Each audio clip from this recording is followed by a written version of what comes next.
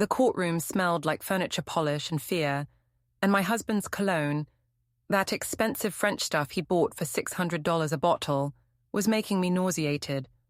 Or maybe it was just him. "Your Honor, the facts are simple," William said, standing at his table in his $10,000 suit, every inch the successful real estate developer he'd built himself into. "My wife misrepresented herself when we married. She claimed she could have children. She knew how important that was to me. She knew my family's legacy required an heir. And she lied. I sat perfectly still at my own table, hands folded, watching him perform. Because that's what this was, a performance. William Ashford didn't do anything that wasn't calculated for maximum effect. I have medical documentation," William continued, "proving that my wife is sterile. Has been for years. She knew this when she married me 3 years ago and deliberately concealed it to secure access to my wealth and social position." His lawyer, Harrison Burke from Burke & Associates, the kind of firm that charged $1,000 just to answer the phone, nodded along like everything William said was gospel truth. Judge Patricia Womack, 60-something and sharp as broken glass, looked down from her bench. "Mr. Ashford, these are serious allegations." "I'm aware, Your Honor, which is why I'm seeking an annulment based on fraudulent inducement.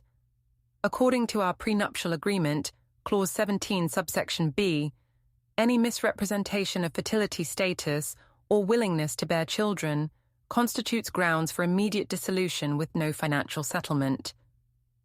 I watched William gesture to Harrison, who produced a thick stack of papers. The prenup, the thing I'd signed 3 years ago when I was 31 and stupid enough to believe William loved me more than his money. "I'm asking the court to enforce this contract," William said. "My wife gets nothing. No alimony, no division of assets, nothing. She lied to trap me in this marriage, and I want out." The judge looked at me. "Mrs. Ashford, do you have representation?" "Yes, Your Honor." My lawyer, Veronica Klein, stood up. She was 45, built like a steel rod, and charged half what Burke did but was twice as effective. "We're prepared to respond to these allegations." "Then respond," Judge Womack said. Veronica didn't shuffle papers or make a big show. She just reached into her briefcase and pulled out a single manila envelope. Plain, unremarkable, the kind you could buy at any office supply store. "Your Honor, rather than waste the court's time with lengthy arguments, I'd like to submit this evidence for your review." She walked it up to the bench. William watched, that confident smirk still on his face. He thought he'd won. Thought his lawyers had covered every angle. Thought I was just another trophy wife who'd roll over when threatened. Judge Womack opened the envelope, pulled out the contents, started reading. I watched William's face, watched the exact moment his smirk faltered, watched his eyes narrow as the judge's expression changed from neutral to something harder, colder. "Mr. Burke," Judge Womack said quietly, "you might want to look at this." Harrison Burke approached the bench, took the papers, started reading. His face went white. William leaned over to his lawyer. "What is it? What's in there?" But I already knew, because I'd put it there. Judge Womack looked at William with something between disgust and pity. "Mr. Ashford, are you aware that your wife visited Dr. Margaret Chen at Metropolitan Fertility Clinic on April 14th, 2 years ago?" William's confident posture wavered. What? Are you aware that you accompanied her to that appointment, that you both underwent fertility testing?"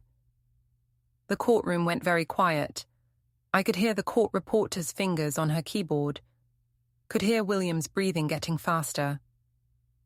"Your Honor, I don't know what my wife has told you, but I'm reading medical records, Mr. Ashford, signed by both you and your wife, consent forms for fertility testing." Judge Womack looked down at the papers. According to Dr. Chen's notes, the testing revealed that you, Mr. Ashford, have a condition called azoospermia. 0 sperm count. You've been sterile since birth. The air left the room. William's face went from tan to grey in about 3 seconds. That's not possible. The medical records are quite clear. Judge Womack kept reading. Furthermore, I have here a sworn affidavit from Dr. Chen stating that she personally informed you of these results on May 2nd, 2 years ago. That you became verbally abusive when given the diagnosis. That you refused to discuss treatment options, and that you explicitly instructed her not to discuss your condition with your wife. Harrison Burke was frantically flipping through his own files, looking for something that would make this make sense. You lied, Judge Womack said, looking at William like he was something stuck to her shoe. You knew you were sterile. You knew you could never have children, and you blamed your wife for it. Your Honor, this is a mistake, William started. Is it? Because I also have here financial records showing that you've been transferring marital assets into offshore accounts for the past 8 months. Records of a property you purchased in the Cayman Islands under a shell corporation. Records of a woman named Vanessa Pierce who's been living in that property. Expenses paid by you for the past 6 months. William's face went from grey to red. Your Honor, my personal business becomes the court's business when you're attempting to defraud your spouse in divorce proceedings, Judge Womack snapped. Mr. Ashford, you came into this courtroom prepared to destroy your wife's reputation and leave her penniless based on a lie. A lie you knew was a lie because you're the one who's sterile, not her. I sat very still, watching William's empire crumble in real time. Watching 3 years of planning come together in one perfect moment. This court finds no grounds for annulment, Judge Womack continued. In fact, this court finds significant grounds for a divorce heavily favoring Mrs. Ashford. We'll reconvene in 30 days for a full division of assets hearing. In the meantime, Mr. Ashford, you are prohibited from accessing, transferring, or otherwise disposing of any marital assets. Violation of this order will result in criminal charges. She banged her gavel. We're adjourned. William stood frozen at his table. Harrison Burke was already packing his briefcase. The sinking ship was going down and he was getting off.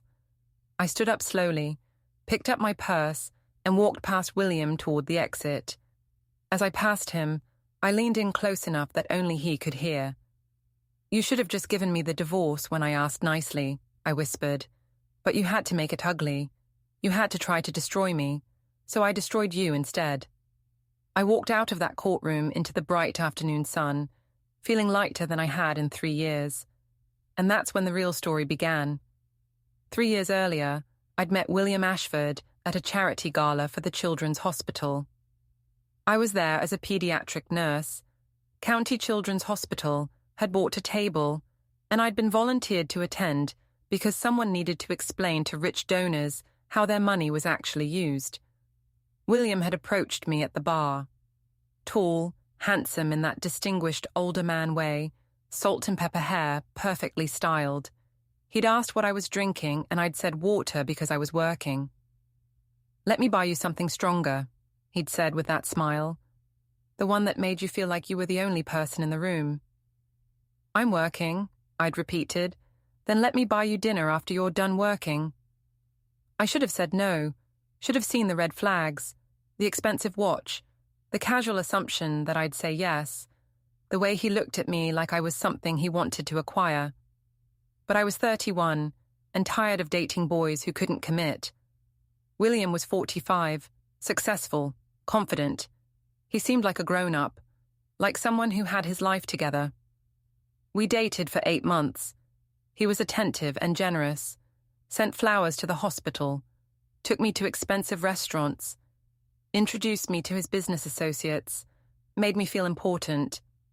When he proposed, it was at a private dinner at the most expensive restaurant in the city. Ring in the dessert, total cliché, but I didn't care because I thought I was in love. I want to build a life with you, William had said. I want a family, children, the whole thing. Me too, I'd said, and I meant it. There's just one thing, he'd added, pulling out papers. The prenup. It's standard for someone in my position. Just protects both of us. I should have read it more carefully. Should have gotten my own lawyer. But I was young and stupid and in love, and I skimmed it and signed it because I trusted him. The clause about fertility was buried on page 47. If either party knowingly misrepresents their fertility status or ability to conceive children, this marriage shall be subject to immediate annulment with no division of assets. At the time, I'd laughed. Well, as far as I know, I'm perfectly fertile, so we're good. Perfect, William had said, just a formality.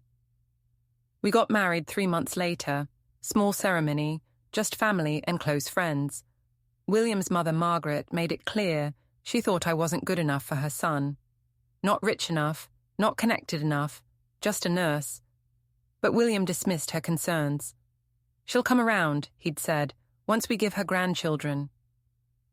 The first year was good. We bought a house. William bought a house and put only his name on the deed, but I didn't think much of it. I kept working at the hospital because I loved my job. William traveled a lot for his real estate development business. We talked about starting a family soon. Year 2 was when things started to shift. William became more critical. My job was taking too much time. I wasn't making enough effort with his business associates. I was gaining weight. My hair needed updating. Small comments, always delivered with a smile, always followed by, "I'm just trying to help you be your best self." I started working out more, changed my hair, quit the nursing supervisor position I'd been promoted to because William said the hours were too demanding, tried to be the wife he seemed to want. We started trying for a baby. Month after month, nothing happened. William suggested we see a specialist. Dr. Margaret Chen was one of the top fertility doctors in the state. Her office was all soft lighting and comfortable chairs and gentle music designed to make you forget you were there because your body wasn't doing what it was supposed to do. William came with me to the first appointment. We both did testing. Then we waited 2 weeks for the results. I went alone to get them. William had a meeting he couldn't miss. Dr. Chen sat across from me in her office, her face carefully neutral. "Victoria, I need to discuss your test results." My stomach dropped. "Am I sterile? Is that why we haven't gotten pregnant?" "No," she said. "Your fertility is completely normal. There's no reason you couldn't conceive naturally." Relief washed over me. "Oh, thank God. So what's the problem?" Dr. Chen hesitated. "The problem is with your husband." She showed me William's test results, explained what azoospermia meant, explained that he had 0 sperm count and had likely been sterile since birth, that there were treatment options, sperm donation, adoption, but that natural conception was impossible. "Does William know?" I asked. "He was supposed to come in for a follow-up appointment to discuss his results," Dr. Chen said, "but he cancelled it. I've tried calling him several times, but he won't return my calls." I sat there absorbing this information. My husband was sterile, had probably been sterile our entire marriage, and he was avoiding the doctor who wanted to tell him. "I'll talk to him," I said finally. "We'll figure it out together." But when I got home and told William what Dr. Chen had said, he exploded. "She's lying," he shouted. "She's incompetent. I want a second opinion." "William, the tests are pretty conclusive. I don't care. She doesn't know what she's talking about." I'd never seen him like this. His face was red, veins standing out on his neck. He threw his glass across the room, where it shattered against the wall. "We'll see another doctor," I said carefully. "Get a second opinion. It's okay, William. We can deal with this together." But we didn't see another doctor. William refused to discuss it, refused to even acknowledge the test results existed. Started coming home late from work, started drinking more, started treating me like I was the problem. 6 months after that appointment, William moved into the guest room, said he needed space, said I was smothering him. I tried to save the marriage, suggested counseling, tried to talk about the fertility issues, tried everything I could think of. Nothing worked. A year ago, I'd asked for a divorce, told William we clearly weren't happy and should just end it cleanly. That's when he showed me what he was really capable of. You want a divorce, he'd said, that cold smile on his face. Fine, but you're not getting a penny. Read your prenup, Victoria. You signed away any right to my money. I don't want your money, I said. I just want out. Too bad, because I'm not giving you a divorce. You want to leave? Leave. But you'll get nothing, and I'll make sure everyone knows you're a gold digger who married me for my money and ran when you couldn't get pregnant. That's when I realized I'd married a monster, and that's when I started planning. I couldn't just leave. William had made that clear. The prenup was ironclad, or so he thought. If I filed for divorce, I'd walk away with nothing. Not even my clothes, technically, since he'd paid for most of them. So I needed a strategy. I needed leverage. And I needed a lawyer who could actually help me. I found Veronica Klein through a recommendation from my sister Bailey. Bailey was a paralegal at a corporate law firm and had seen Veronica dismantle a supposedly airtight prenup in a case that made the local news. She's expensive, Bailey warned, but she's worth it. I met Veronica at a coffee shop 3 blocks from the hospital. I couldn't risk William finding out I was consulting a divorce attorney. Veronica was everything William wasn't. Straightforward, honest, direct. She listened to my story without interrupting. Then she asked for copies of everything. The prenup, our financial statements, medical records, anything and everything I could provide. The fertility clause is a problem, she said after reviewing everything. It's unusual, but not illegal. If he can prove you knowingly misrepresented your fertility status, he can get the marriage annulled, and you get nothing. But I didn't misrepresent anything, I said. I had no idea I couldn't get pregnant, and I'm not the one who's sterile. He is. Veronica's eyes sharpened. Can you prove that? I have my own test results, but William refuses to acknowledge his results exist. He never went back to Dr. Chen after she tried to tell him. But she tried to tell him. Multiple times. She called his office, sent letters to our house. He ignored all of it. Veronica smiled. It wasn't a nice smile. Medical records are protected, but with a subpoena from the court, we can compel Dr. Chen to provide William's test results and her notes about trying to contact him. If we can prove he knew about his sterility and deliberately hid it from you, we flip the script entirely. He's the one who misrepresented his fertility status, not you. But he'll fight it, I said. He'll claim the records are wrong, or the tests were flawed or something. Let him fight it, Veronica said. We'll get expert testimony. We'll get Dr. Chen to explain why these tests are reliable, and we'll show that William deliberately avoided follow-up care because he didn't want to deal with the truth. It sounded good in theory, but I knew William, knew how he operated. He wouldn't just roll over.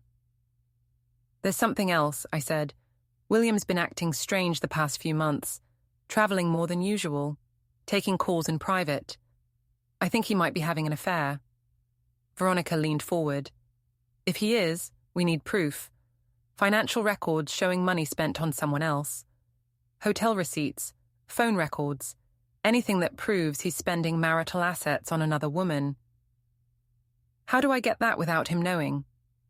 Very carefully, Veronica said. Start by checking credit card statements. Look for charges that don't make sense. Hotels and cities where he claimed to be for business, but you have proof he wasn't. Restaurants, jewelry stores, anything suspicious. I went home that night and started digging. William kept his laptop in his home office, the room he'd forbidden me from entering because it was his space. But William was on a business trip to Chicago, or so he claimed. I waited until 2 a.m., when I was sure he wouldn't call, and went into his office. The laptop was password protected, but I knew William. He used the same password for everything, his mother's maiden name plus his birth year, colonial in 1978. It took me 30 seconds to crack it. What I found made me sick. Emails to someone named Vanessa, hundreds of them, going back 8 months. Explicit emails about what they did together, about how much he loved her, about how he was going to leave his frigid wife as soon as he figured out how to do it without losing money. Financial records showing wire transfers to an account I didn't recognize. $40,000 over 6 months. Property records for a house in the Cayman Islands.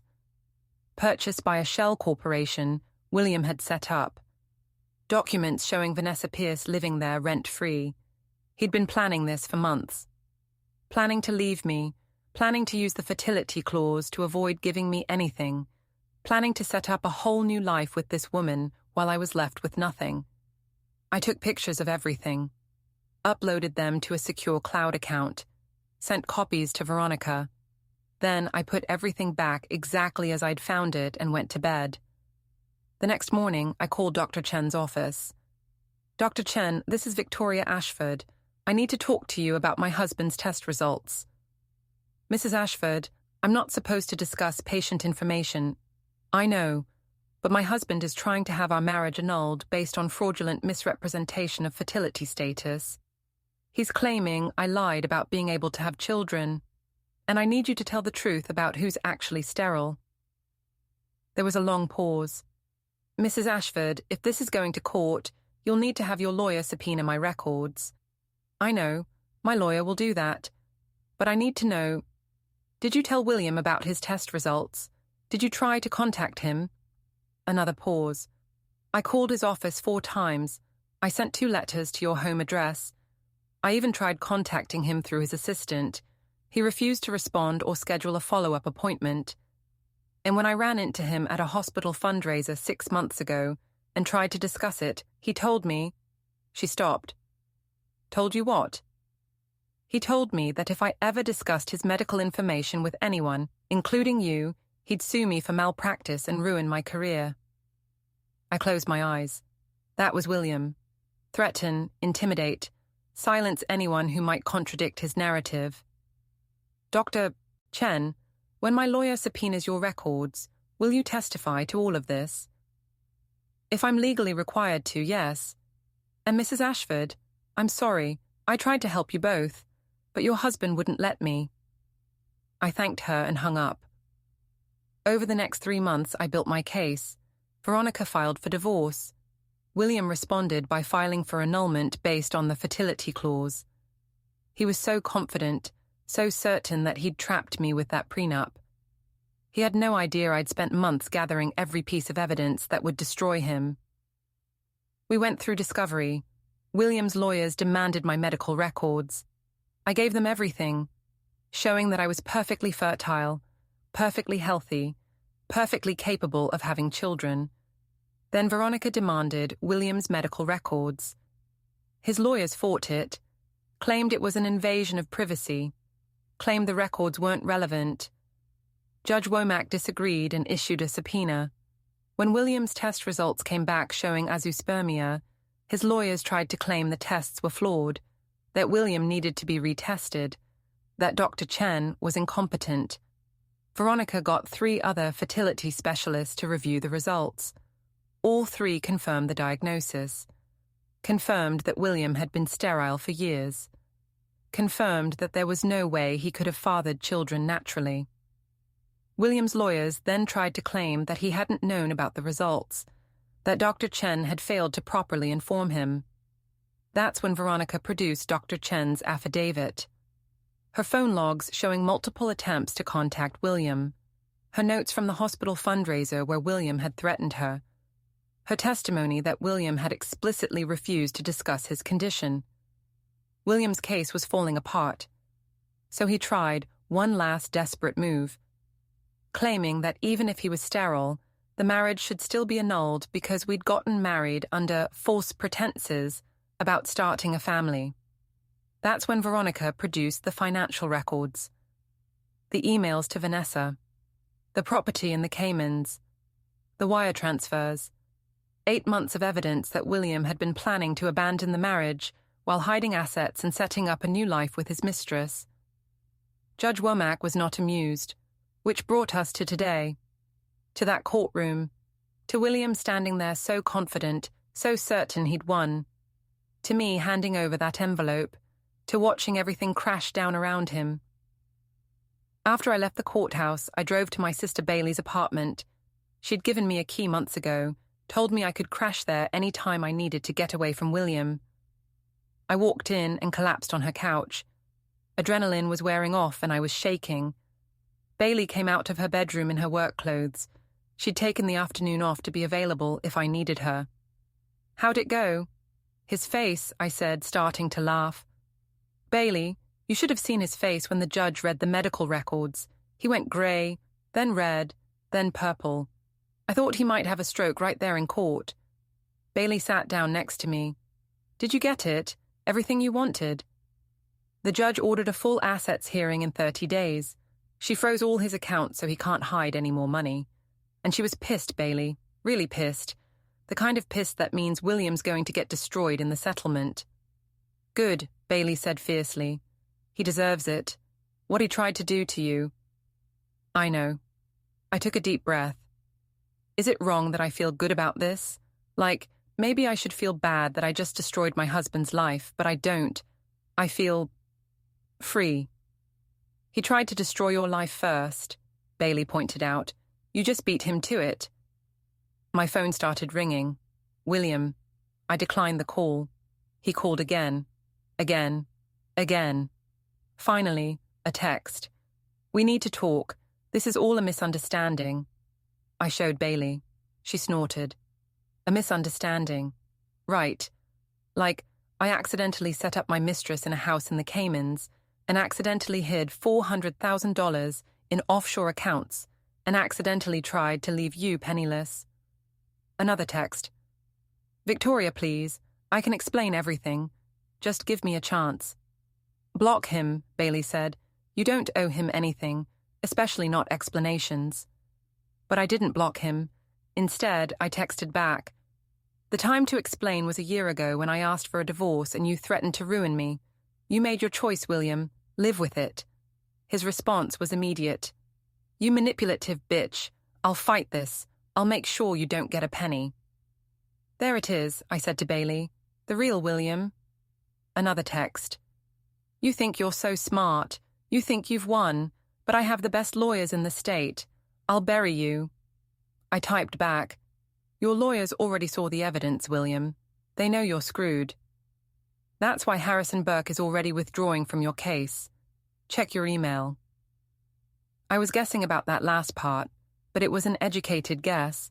Lawyers like Burke didn't stick around for cases they couldn't win. Too bad for their reputation. My phone rang again. This time it was Veronica. "Victoria, I just got a call from Burke's office. They're officially withdrawing as counsel for William. Something about irreconcilable differences regarding case strategy." I smiled. "Let me guess. They realized he lied to them about the medical records. That and the hidden assets. Lawyers don't like when their clients make them look stupid in front of a judge.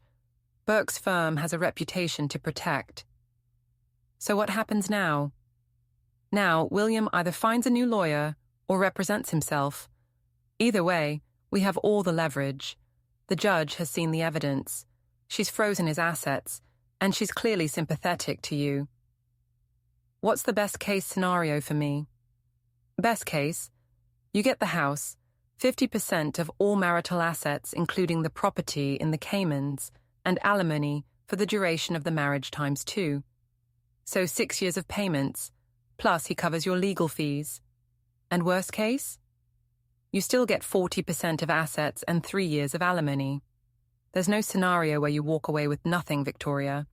He tried to play hardball and it backfired spectacularly. We talked through next steps, the assets hearing in 30 days, what documentation I needed to provide, how to handle any contact from William. "Stay away from him," Veronica warned. "He's going to be angry and desperate. Don't meet with him alone. Don't engage with him. Let everything go through lawyers." "I will. I'm serious, Victoria. Men like William don't handle losing well. And you didn't just beat him, you humiliated him. That's dangerous." I promised to be careful and hung up. Bailey was watching me carefully. "You okay?" "Honestly, I feel amazing. For the first time in 3 years, I feel like I'm in control of my own life." "You are in control," Bailey said. "You took it back." We ordered Chinese food and watched bad reality TV. and didn't talk about William or the divorce or any of it, just existed together in that moment of victory. Around midnight, my phone buzzed, a voicemail from a number I didn't recognize. I almost deleted it without listening, but something made me press play.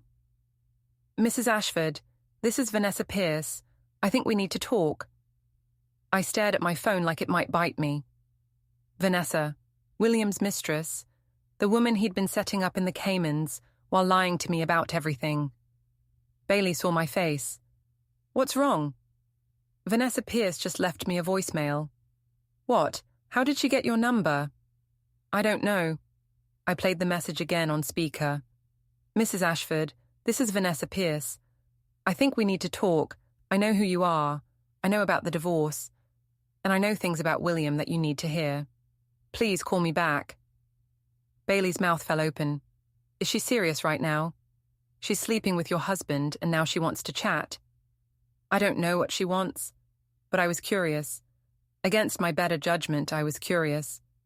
"Don't call her back," Bailey said immediately. "This is some kind of trap. She's probably working with William to get information or manipulate you or something." "Maybe," I said. "But what if she's not? What if she has actual information that could help?" "Help you how? You already destroyed him in court. You don't need her." Bailey was right. I didn't need Vanessa, but I wanted to know what she had to say. Wanted to look her in the eye and see what kind of woman helps a man cheat on his wife. "I'm calling her back," I said. "Victoria." "Just to hear what she has to say. I won't meet with her. Just a phone call." Bailey looked worried but didn't argue. "Fine, but put it on speaker so I can hear." I dialed the number Vanessa had called from. She answered on the second ring. "Mrs. Ashford, this is Victoria. You wanted to talk?" "Thank you for calling back." Vanessa's voice was younger than I expected, mid-20s maybe. "I know this is weird. I know you have no reason to trust me, but I need to tell you some things about William." "What kinds of things?" "Things he did. Things he's planning. Things you need to know before the assets hearing." I exchanged a look with Bailey. "I'm listening." "Not over the phone," Vanessa said. "Can we meet? Somewhere public. Tomorrow?"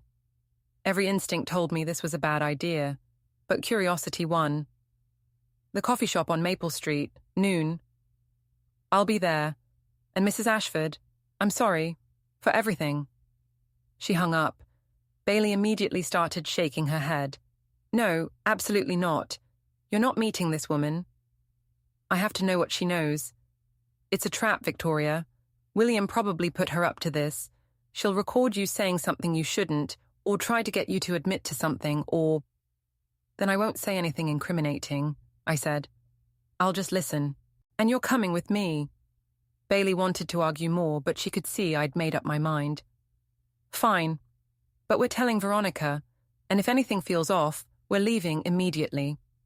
The next day, Bailey and I arrived at the coffee shop at 11:45. We got to table near the back with a clear view of the entrance. I was jumpy, second-guessing everything. This was stupid. This was dangerous. This was probably exactly what William wanted. At noon exactly, a woman walked in. She was younger than me, 26, maybe 27. Blonde, tall, beautiful in that effortless way some women are. She wore jeans and a simple sweater and looked nothing like the home-wrecking mistress I'd built up in my head. She spotted us and walked over. "Mrs. Ashford." "Victoria, this is my sister Bailey." Vanessa sat down across from us. Up close, she looked tired, worried. "Thank you for meeting me. I know you have every reason to hate me." "I don't hate you," I said, surprising myself. "I don't know you well enough to hate you." "I've been sleeping with your husband for 9 months," Vanessa said bluntly. "You should hate me." Bailey leaned forward. "Why did you want to meet?" Vanessa pulled out her phone. "Because William isn't who you think he is, and he's planning something bad." She turned her phone toward us. On the screen was a text conversation. William to Vanessa. "The bitch thinks she won, thinks she's going to take everything, but I've got moves she hasn't seen yet. Trust me, baby, by the time this is over, she'll wish she'd taken nothing and left quietly. When did he send this? I asked. Last night, after court. He came to the house in the Caymans where he set me up. Vanessa's hands were shaking slightly. He was furious, screaming about how you'd humiliated him, about how you'd ruined everything, about how he was going to make you pay. Make me pay how? He wouldn't say exactly, but he made phone calls, a lot of them, to people he called fixers, people who could make problems go away. The coffee shop suddenly felt very cold. Are you saying William is planning to hurt me? I'm saying William is planning something, and based on how he sounded, it's not good. Bailey's face had gone pale. Why are you telling us this? Why warn her? Vanessa looked down at her phone. Because I didn't know he was married when we met. He told me he was divorced, showed me fake papers and everything. I found out the truth 6 months ago when I saw a wedding photo in his wallet. When I confronted him, he said you guys were separated, that it was just a matter of paperwork, that he was going to file any day. But he didn't file, I said. I did. Right, and when I found out you'd filed, I told him I was done. That I wasn't going to be the other woman in some ugly divorce. Vanessa's eyes met mine. He convinced me to stay. Said you were crazy, vindictive, trying to destroy him for no reason. I believed him because I wanted to, because I thought I loved him. But you don't love him anymore? I don't even like him anymore, Vanessa said quietly. The man I met 9 months ago was charming and generous and attentive.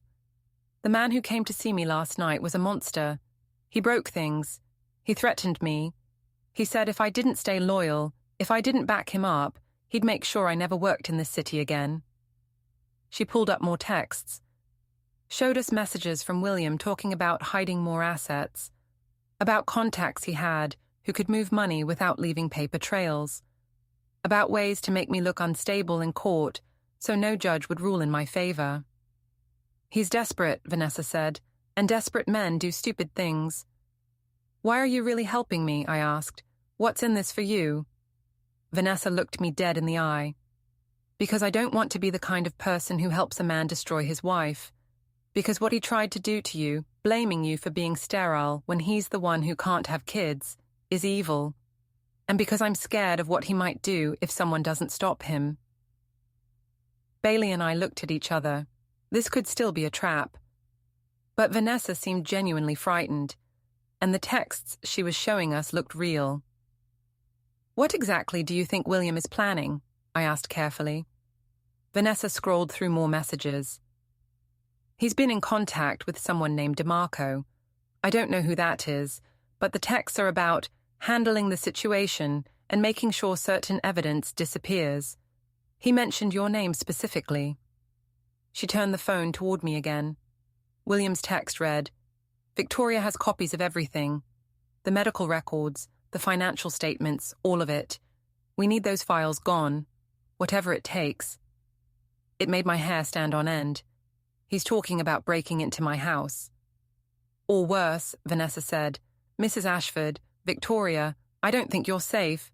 I think William has crossed a line and he's not thinking rationally anymore. Bailey grabbed my arm. We need to call the police, right now. And tell them what? I said. That my estranged husband sent text to his girlfriend about handling a situation. They'll say it's a civil matter. They won't do anything until he actually does something. Then we tell Veronica. She can get a restraining order or... Based on what evidence? Text messages from the woman he's been cheating with. Any judge will think we're making it up to strengthen the divorce case. Vanessa leaned forward. That's why I'm willing to testify. To give a sworn statement about what William said to me, what he's planning. I'll go on record. Why would you do that? Bailey asked suspiciously. What do you get out of it? I get to sleep at night knowing I did the right thing, Vanessa said. Look, I made a mistake, a huge mistake. I got involved with a married man because I was stupid and he was convincing. But I'm not going to compound that mistake by staying silent while he potentially hurts someone. I studied her face, trying to read if she was sincere or if this was an elaborate setup, but all I saw was genuine fear and regret. Okay, I said finally. I'll have my lawyer contact you. You give a statement about everything William said, everything he's planning, and in exchange—" "I don't want anything in exchange," Vanessa interrupted. "I just want out. I want away from William, and I want to know I did the right thing for once." We exchanged phone numbers.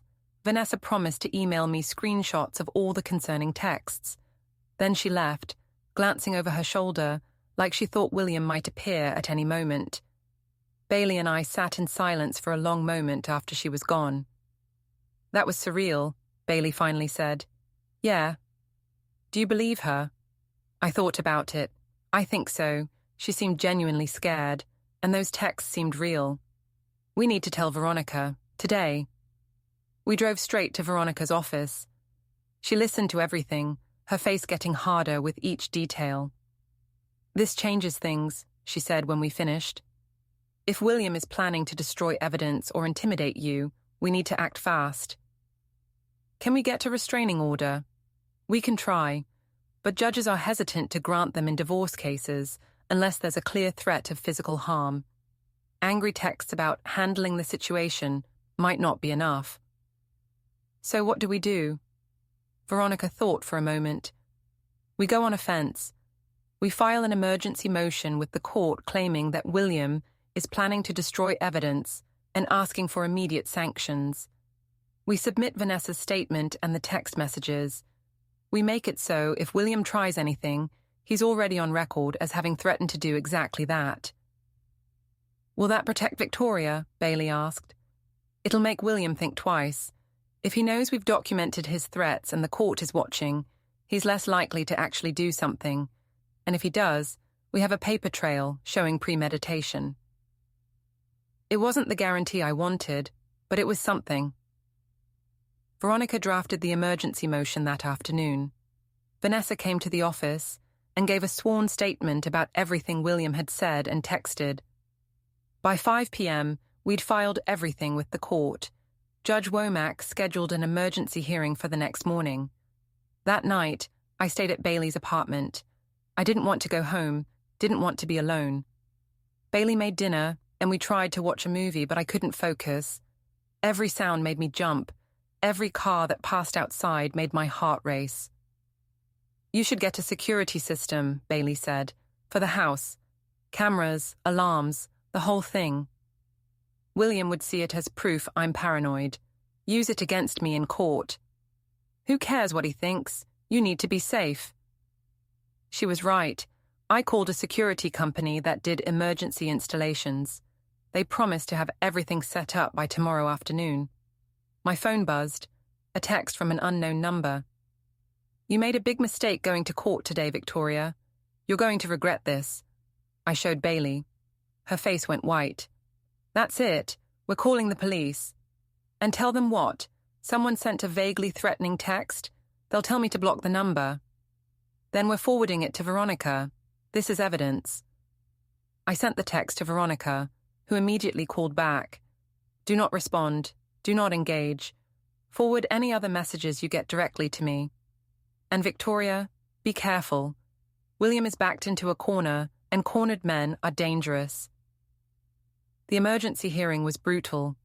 William showed up with a new lawyer, some guy named Preston, who looked fresh out of law school and desperate for the paycheck. Preston tried to argue that Vanessa's statement was unreliable, that she was a spurned mistress trying to get revenge, that the texts were taken out of context. Judge Womack wasn't buying it. "Mr. Ashford," she said, looking at William, with barely concealed disgust, "you stand accused of threatening to destroy evidence, of planning to intimidate your wife, and of making threatening communications. Do you deny these allegations?" William stood up, his face red. "Your Honor, my wife is fabricating this entire story to make me look bad. I never threatened anyone. Those texts were private communications that have been twisted. Did you or did you not send messages about handling the situation and making sure certain evidence disappears?" "I was speaking metaphorically." "Metaphorically," Judge Womack repeated flatly. "Mr. Ashford, I'm going to be very clear with you. If you make any attempt to contact your wife, if you make any attempt to access or destroy evidence, If you make any attempt to intimidate witnesses, I will hold you in contempt of court, and you will go to jail. Is that clear? Your Honor, this is an outrageous overreach. Is that clear? Judge Womack's voice could have cut glass. William's new lawyer grabbed his arm and whispered urgently. Finally, William said, Yes, Your Honor, it's clear. Good. Mrs. Ashford, I'm granting you a temporary restraining order. Mr. Ashford is to stay at least 500 feet away from you at all times. He is not to contact you directly or through intermediaries. Violation of this order will result in immediate arrest. She looked at William. I strongly suggest you think very carefully about your next moves, Mr. Ashford, because I'm watching you now, and I don't like what I'm seeing. We walked out of the courthouse into bright sunshine. I felt like I could breathe for the first time in days. She destroyed him, Bailey said, grinning. Did you see his face when she threatened him with jail time? He's not going to let this go, I said. Restraining order or not, William doesn't back down. Veronica agreed. Be vigilant. Change your routines. Don't go anywhere alone if you can help it. William just got publicly humiliated by a judge. That's going to make him even more dangerous. The security system was installed that afternoon. Cameras at every entrance, motion sensors, alarms on all the doors and windows. The technician showed me how to monitor everything from my phone. You'll get alerts any time there's movement near your property, he said. And the cameras record 24/7 to the cloud, so even if someone damages them, you'll have footage. That night, I lay in bed watching the camera feeds on my phone. Every shadow, every movement made my heart race. This was what my life had become, afraid in my own home because my husband couldn't handle losing. Around 2 a.m., my phone buzzed. Motion detected at the back door. I pulled up the camera feed. A figure in dark clothes was trying the door handle, testing the lock. My hands shook as I dialed 911. Someone's trying to break into my house, I said when the operator answered. I have a restraining order against my husband and someone's at my back door right now. Is the door locked? Yes, but... I'm dispatching officers now. Stay on the line with me. Do you have somewhere safe you can go in the house? I grabbed my phone and ran to the bathroom, the only room with a lock, sat in the bathtub and watched the camera feed while the 911 operator stayed on the line. The figure gave up on the back door and moved toward the garage. Tried that door too. When it didn't open, they stood there for a moment, looking up at the camera. It was William. I couldn't see his face clearly, but I recognized his build, his posture, the way he moved. Sirens wailed in the distance. The figure heard them and ran, disappearing into the darkness between houses. 2 police officers arrived within minutes. I met them at the door, showed them the camera footage from my phone. That's your husband? The older officer asked. Yes, we're going through a divorce. I have a restraining order. He's not supposed to come within 500 feet of me. Has he tried to contact you before tonight? I showed them the threatening text, explained about the court hearing that morning, about Judge Womack's warning. The officers exchanged looks. We'll file a report and forward it to the district attorney. With the restraining order violation and the attempted break-in, they can press charges. Will they arrest him? They'll issue a warrant. He'll be picked up within 24 hours. After the officers left, I called Veronica. It was 2:30 in the morning, but she answered immediately. Victoria, what happened? I told her everything. The camera footage, the police report, William trying to break in just hours after the judge warned him. He's done, Veronica said with satisfaction. This is exactly what we needed. The judge gave him a chance and he immediately violated it. She's going to throw the book at him. I'm scared, I admitted. What if he tries again? What if next time the police don't get here fast enough? Then you stay somewhere else. Stay with Bailey. Stay at a hotel. Don't go home until William's in custody. I packed a bag and drove to Bailey's apartment. She was already awake. I'd texted her after calling the police. "You're staying here," she said, pulling me inside. "No arguments. You're staying here until they arrest that psychopath." William was arrested at his office the next morning, charged with violating the restraining order, attempted breaking and entering, and criminal harassment. His bail was set at $50,000. He posted it within 2 hours. "He's out?" I said when Veronica called with the news. "How is he out?" "He has money, Victoria. Even with the frozen accounts, he still has access to enough cash to post bail. But he's on electronic monitoring now. He has to wear an ankle bracelet, and he can't come within 1,000 feet of you. If he violates it again, no judge will grant bail."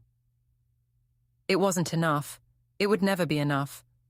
William was out there, angry and desperate, and convinced I'd destroyed his life. A piece of plastic on his ankle wasn't going to stop him if he really wanted to hurt me. The assets hearing was scheduled for 3 days later. I didn't want to go. Didn't want to be in the same room as William after he'd tried to break into my house. But Veronica insisted. If you don't show up, he wins. He gets to control the narrative. You need to be there, calm and composed, showing the judge that you're the reasonable one. The courtroom was packed. Apparently, word had spread about the case. The wealthy developer trying to screw over his wife, the restraining order violation, the middle-of-the-night attempted break-in. People loved a scandal. William sat at his table with Preston, looking haggard. He'd lost weight. His expensive suit hung loose. His eyes were hollow. Good. Judge Womack entered and everyone stood. She looked at William like he was something she'd scraped off her shoe. "Mr. Ashford, I see you've posted bail." "Yes, Your Honor." "I also see that you're wearing a monitoring device. I want to be very clear. If that device shows you within 1,000 feet of your wife, I will revoke your bail immediately and you will sit in jail until trial. Understood?" "Yes, Your Honor." The hearing took 6 hours. Veronica presented evidence of every asset William owned: the house, the investment properties, the offshore accounts, the shell corporations. Everything he'd tried to hide, she'd found. Preston tried to argue that some of the assets were William's alone, acquired before the marriage, but Veronica had documentation showing that marital funds had been used to maintain and improve those properties, which made them joint assets under state law. The Cayman Islands property was the crown jewel. William had spent $200,000 of marital funds to purchase and furnish it, had transferred another $100,000 to Vanessa for living expenses. All of it documented, all of it provable. "Mr. Ashford," Judge Womack said, "you used marital assets to support your mistress, to set her up in a house purchased with your wife's money. Then you attempted to hide this property and these transfers to avoid division in the divorce." "Is that accurate?" Preston whispered urgently to William. Finally, William said, "Your Honor, those funds were mine to spend." "They were marital assets," Judge Womack interrupted. "The moment you married Mrs. Ashford, your income became shared property. You don't get to spend joint funds on a girlfriend and then claim it's not relevant to asset division." By the end of the hearing, the ruling was clear. I got the marital home. I got 55% of all other assets, more than half because William had deliberately tried to hide and dissipate marital property. I got 6 years of alimony at $4,000 per month. And William had to pay my legal fees, which had climbed to $78,000. The Cayman Islands property would be sold, and the proceeds split 60-40 in my favor. William's face was purple by the time Judge Womack finished reading her ruling. His hands clenched and unclenched. Preston was frantically taking notes, probably already planning the appeal. "Mr. Ashford," Judge Womack said, "I want to address you directly. You came into this court prepared to destroy your wife's reputation and leave her penniless based on a lie. When that didn't work, you violated a restraining order and attempted to break into her home. Your behavior throughout these proceedings has been reprehensible. Consider yourself fortunate that I don't have the authority to impose additional sanctions beyond what I've already ordered. This divorce is granted. The asset division is final. You have 30 days to comply with all provisions of this order. Court is adjourned." She banged her gavel and stood. Everyone rose. I looked at William across the courtroom. He was staring at me with pure hatred. His lips moved and I could read what he was saying, even though I couldn't hear him. "This isn't over." Veronica grabbed my arm. "Don't react. Don't engage. Let's go." We walked out surrounded by Bailey and 2 courthouse security guards Veronica had arranged. In the hallway, reporters were waiting. The story had gotten enough attention that local news was covering it. "Mrs. Ashford, how do you feel about the judge's ruling? Do you have a comment about your husband's restraining order violation? What's next for you?" Veronica stepped forward. "Mrs. Ashford is pleased with the court's decision and looks forward to moving on with her life. She has no further comment at this time." We pushed through to the parking garage. Bailey drove while I sat in the passenger seat, shaking with adrenaline and relief and residual fear. "It's over," Bailey said. "Victoria, it's finally over." "It's not over until William accepts it's over," I said. "And you saw his face. He's not accepting anything."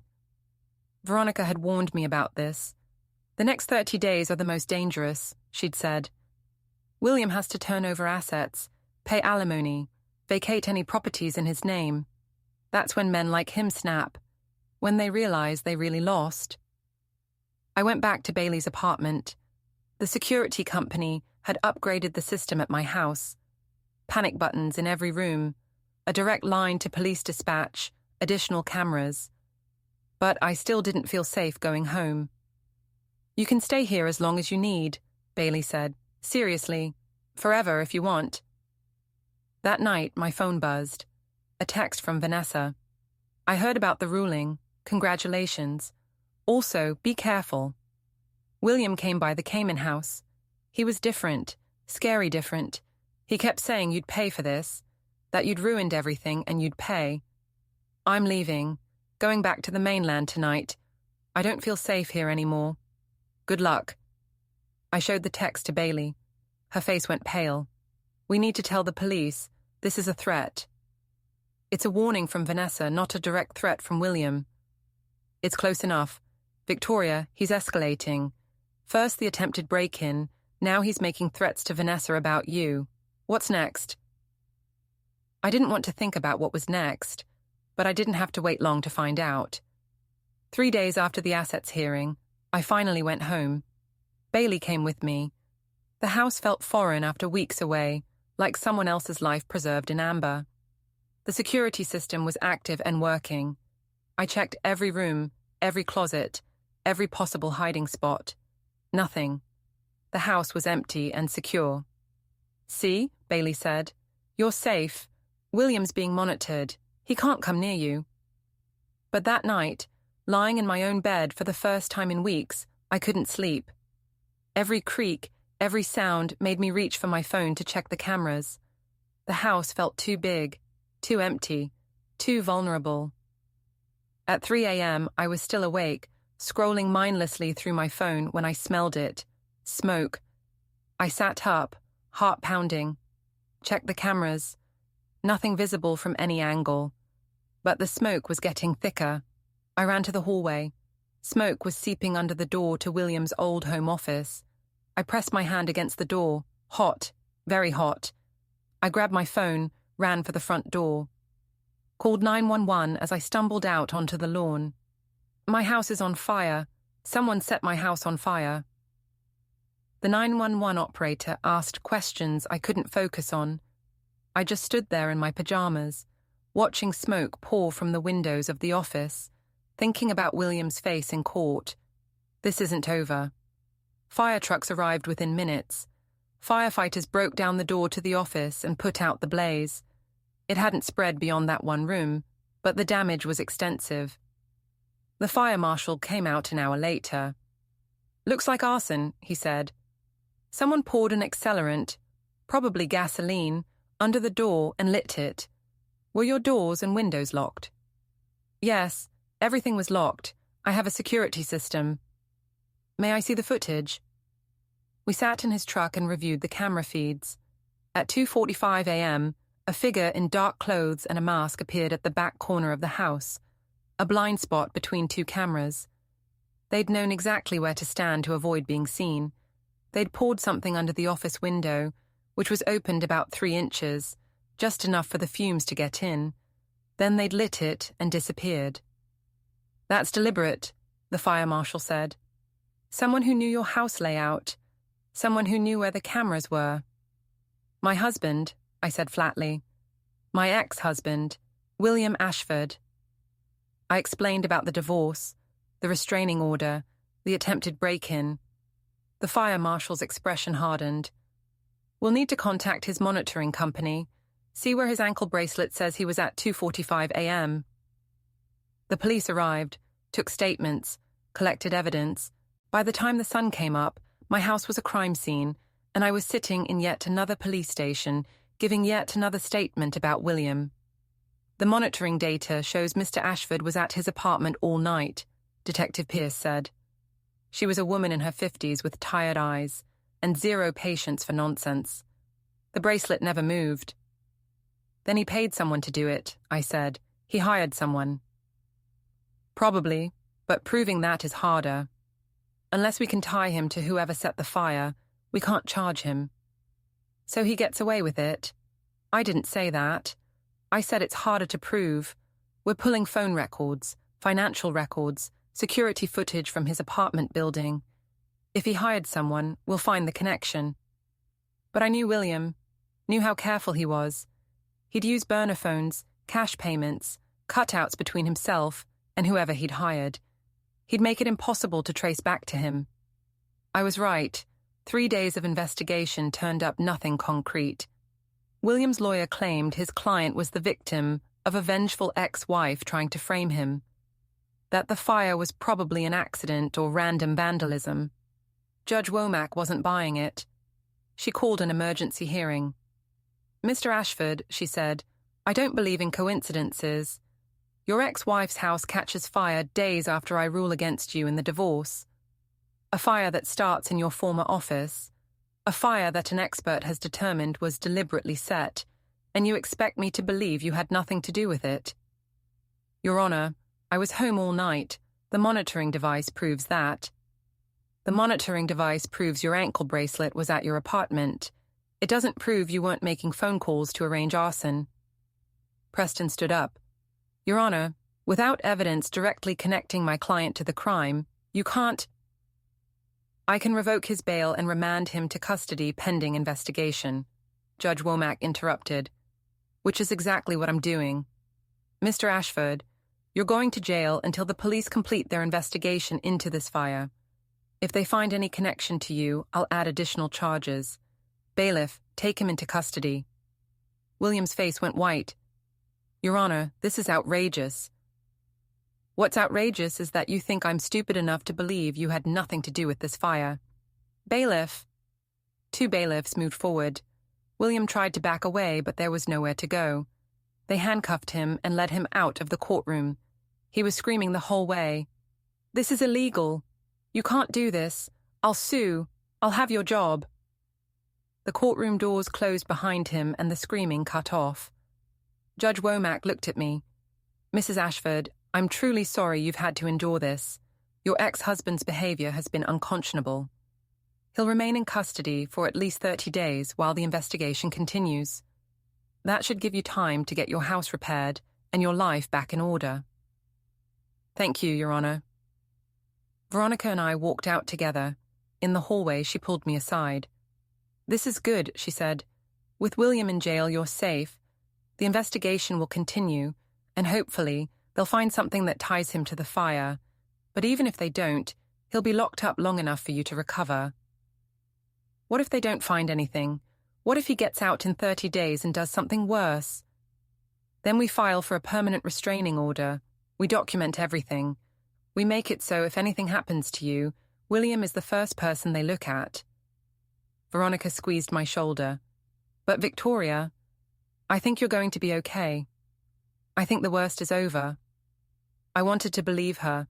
The house repairs took 3 weeks. The insurance company tried to deny the claim, saying arson wasn't covered, But Veronica threatened to sue and they backed down. The office was gutted and rebuilt. New windows, new floors, new everything. I moved back in on a Saturday morning. Bailey helped me unpack, get things settled. "It feels different," I said, standing in the new office. "Cleaner, like William was never here." "He wasn't," Bailey said. "This is your house now, your fresh start." That night, alone in the house again, I felt something I hadn't felt in months. Peace. William was in jail. The divorce was final. The house was mine. My life was finally, truly my own. I slept through the night for the first time in weeks.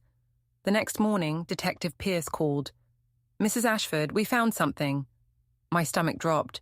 "What?" "William's phone records. He was using his regular phone to contact a burner number. We traced that number to a man named Vincent DeMarco. DeMarco has a record: assault, extortion, arson for hire. So William did hire someone to set the fire. We can't prove that yet, but we can prove William was in contact with a known criminal in the days leading up to the fire. That's enough for the DA to press charges. William's looking at conspiracy to commit arson, which carries 5 to 10 years if convicted." I sat down hard on my couch. 5 to 10 years? At minimum, and if we can get DeMarco to flip on him, to testify that William hired him, it could be more. The DA's offering DeMarco a deal right now. Reduced sentence if he cooperates. Will he take it? Men like DeMarco usually do. They're loyal right up until they're facing serious prison time. Then they sing like canaries. 2 days later, Vincent DeMarco took the deal. In exchange for testimony against William, he'd served 2 years instead of 8. His statement was damning. William had contacted him through an intermediary 3 days after the assets hearing, offered him $10,000 cash to send a message to his ex-wife, told him exactly where the cameras were, exactly which window to use, exactly how to make it look random. DeMarco had set the fire and collected his money. William had thought he was untouchable. He was wrong. The trial was fast. William's lawyer tried to claim DeMarco was lying to get a reduced sentence. But the phone records were there. The financial records showing William withdrawing $10,000 in cash 2 days before the fire were there. The cameras showing DeMarco at the house were there. The jury deliberated for 4 hours. Guilty on all counts. Judge Womack sentenced him to 8 years in prison, no parole eligibility for at least 5. "Mr. Ashford," she said, "you had every opportunity to handle this divorce like an adult. Instead, you lied, you cheated, you stole, you threatened, and when all of that failed, you tried to burn down your ex-wife's house with her in it. You're a danger to society and you're going to prison for a very long time." William didn't react, just sat there, stone-faced, as the bailiffs led him away. This time, I knew it was really over. I walked out of the courthouse into bright sunshine. Veronica hugged me, Bailey hugged me. Even Detective Pierce shook my hand and told me I was brave for seeing this through. I didn't feel brave. I felt exhausted, but also free. Completely, totally, finally free. That night, I stood in my office, the room William had tried to burn down, the room that had been rebuilt into something better. I thought about that dinner 3 years ago, when William had first talked about wanting a family, about all the lies he'd told, about how close he'd come to destroying me. But he hadn't destroyed me. I'd destroyed him instead. Not out of revenge, though that had been satisfying, but out of necessity. Because men like William don't stop until someone stops them. I'd stopped him. With medical records and financial statements and security camera footage and sheer stubborn refusal to be the victim he wanted me to be. My phone buzzed. A text from Vanessa. "I heard about the verdict. Good. He deserved it. I hope you're okay. I hope you can move on now." I texted back, "I already have." And I had. The house was mine. The divorce settlement had been paid. William's assets had been liquidated to cover it. I had 6 years of alimony payments waiting in an account I'd never have to touch because my nursing salary was more than enough. I had my life back, the life William had tried to take from me. I poured myself a glass of wine and sat on my back porch, watching the sunset, thinking about that courtroom 3 months ago, when I'd handed Judge Womack that envelope, when I'd watched William's face change from smug confidence to dawning horror. That had been the moment everything changed. The moment I took back control. The moment I proved that William Ashford wasn't as untouchable as he thought. The envelope had contained the truth, and the truth had destroyed him. My phone rang. Unknown number. I almost didn't answer, but something made me pick up. Hello? Mrs. Ashford? A woman's voice. This is Patricia Womack, the judge from your case. I sat up straight. Judge Womack, is everything okay? Everything's fine. I'm calling personally, which I shouldn't do, but I wanted to tell you something. She paused. I've been a family court judge for 23 years. I've seen hundreds of divorce cases, and I've never seen anyone handle a situation like yours with as much courage and intelligence as you did. I just did what I had to do. No, you did more than that. You gathered evidence, you built a case, you refused to be intimidated, and you made sure a dangerous man faced consequences for his actions. That takes strength most people don't have. I didn't know what to say. I wanted you to know that, Judge Womack continued, wanted you to know that what you did mattered. You protected yourself and probably protected whoever William would have hurt next. So thank you. Thank you, Your Honor, for listening, for believing me, for not letting him get away with it. That's my job, but you made it easy by being so prepared. She paused again. Good luck, Mrs. Ashford. I think you're going to be just fine. She hung up. I sat there holding my phone, thinking about everything that had happened, about the woman I'd been 3 years ago, naive enough to sign a prenup without reading it carefully, naive enough to believe William when he said he loved me, naive enough to think love was enough, and about the woman I was now, someone who knew how to fight back, someone who knew her worth, someone who wouldn't accept being treated like garbage ever again. The sun set completely. Stars came out. The night was cool and quiet and perfect. I finished my wine and went inside. Tomorrow I'd go back to work at County Children's Hospital, back to saving lives and doing work that mattered, back to my real life, the one that had nothing to do with William or divorces or courtrooms. But tonight, I just sat in my clean, safe mine house and let myself feel victorious. Because I'd won. Not just the divorce or the money or the house. I'd won my life back, and that was worth more than any settlement could ever be.